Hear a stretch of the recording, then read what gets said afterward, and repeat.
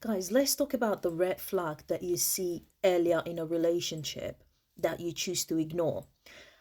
If I were to do something all over again, if I have to be in a relationship and do things all over again, if I see these red flags, I would immediately discard you or exit the relationship.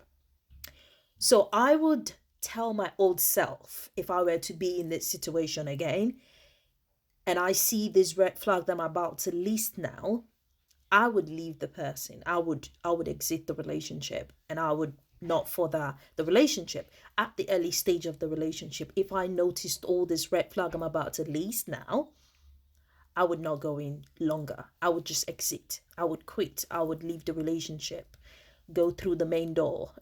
I'd leave the relationship. So number one, red flag. This is one of the red flag that women often see but they ignore. Number one is if a man make you cry before you before you even advance further into the relationship. If a man makes you cry all the time, it doesn't matter the situation. Most of the time it could be emotional, like testing your feelings, trying to, push you to a limit at the beginning of the relationship, and you're experiencing that and you're crying a lot in the relationship that you haven't even gone further or you've not advanced in the relationship, I would leave that relationship because that's like number one red flag. If he makes me cry all the time, I'm at the door. I'm leaving the relationship. Number two, if a man pretend not to know the things that you like, if a man just act like he doesn't remember your favorite color, your favorite food, your favorite restaurants, what you like to do, if he pretend he doesn't understand those things, he doesn't know it, that's not the man for you. Absolutely, that is not the man for you. Because if he have stayed longer with you in a relationship or been married to you, and he doesn't know your favorite color, the favorite things you love to do, what the favorite food, your favorite restaurant, he doesn't know all of those information, girl, please leave that man. He's not for you.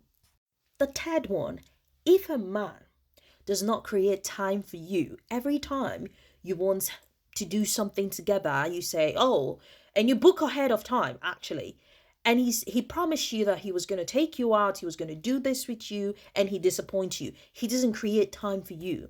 But as soon as he gets a call from his ex or his friends, his buddies, his friends, and he just leave everything he's doing and answer that call, go to them, create time for them, put them first, girl, that's not your man. Just know that that is not your man. I'm telling you, if he doesn't create that time for you, he doesn't want to dedicate that time for you, but he does that for other people outside. He does that for, his friends, girl, out the door. Don't say maybe he's gonna change. He ain't gonna change. Okay? Leave him. Number four, if a man doesn't have a deep conversation with you, every time you want to have a deep conversation, the thing he does, he has a surface level conversation with you, or he doesn't even bother. He's not interested in having a conversation with you or anything that has to do with you. He doesn't want to have a conversation that's going to benefit you, any beneficial conversation. He just like a surface level kind of person, and he talks about himself all the time. He wants you to talk about himself, what he did for work, his achievement, what his plan is, but doesn't talk about that with you, or he's uninterested if it has to be you having to have that conversation with him. Girl, please dump that man. Dump that man. No, he's not for you. Because why is he not trying? Why is he not trying to build something with you? Or why is he not trying to sort of talk with you, have a conversation that's going to benefit your life or make you feel like someone is listening? Do you know what I mean? Like if you're in a relationship where your feelings are being hurt or they're not acknowledging your feeling, and you need to have this conversation with the person you're with, and they're like at the surface level conversation, or they brush it under the rug, or they assume like it's nothing. Girl, please, out the door. Okay, take through the main entrance and leave that relationship. The fifth one is the one that I see lots of people struggling with. Is the one that I have struggled with in a relationship with people that have been with in my past relationship. Let me put it that way. Number five is the most common sort of thing that happens in a relationship. And my past relationship, I have experienced that as well. So if the person that you're in a relationship with doesn't have an emotional maturity to have a communication or a conversation with you on another level, on a deeper level,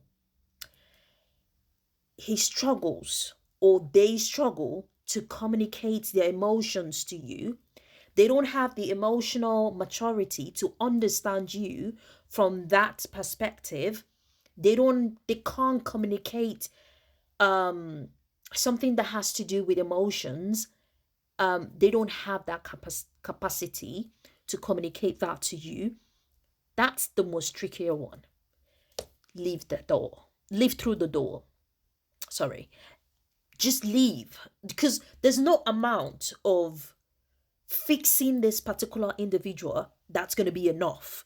Even though you have empath, even though you carry so much empath and you think you're a carer, you can care for this person, you end up damaging yourself in the process.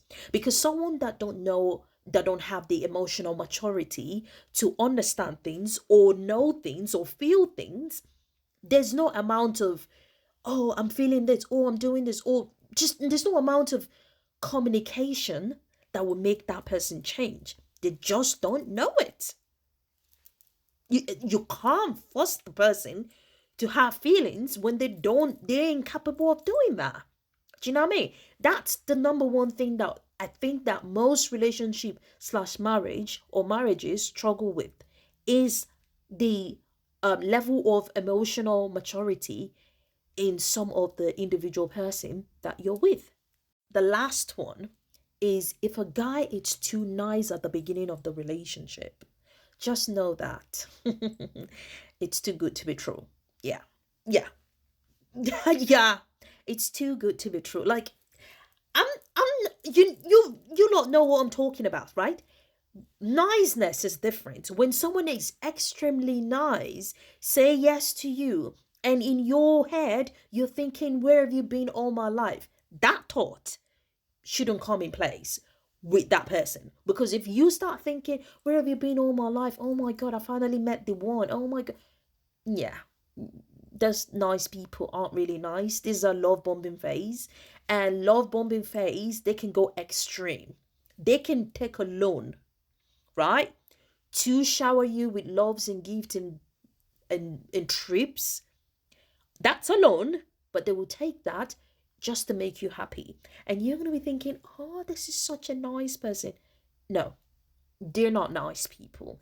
They're people that wants to get something at the end of the day. And once you in, they lock you. They lock you. They shut that door. This is just like appetizer to lure you into the cage. So if you have listened to the end of this video, just know that these guys or these things that I just listed are the things that when you see them, take the exit door. Sorry. Take the exit door out of the relationship.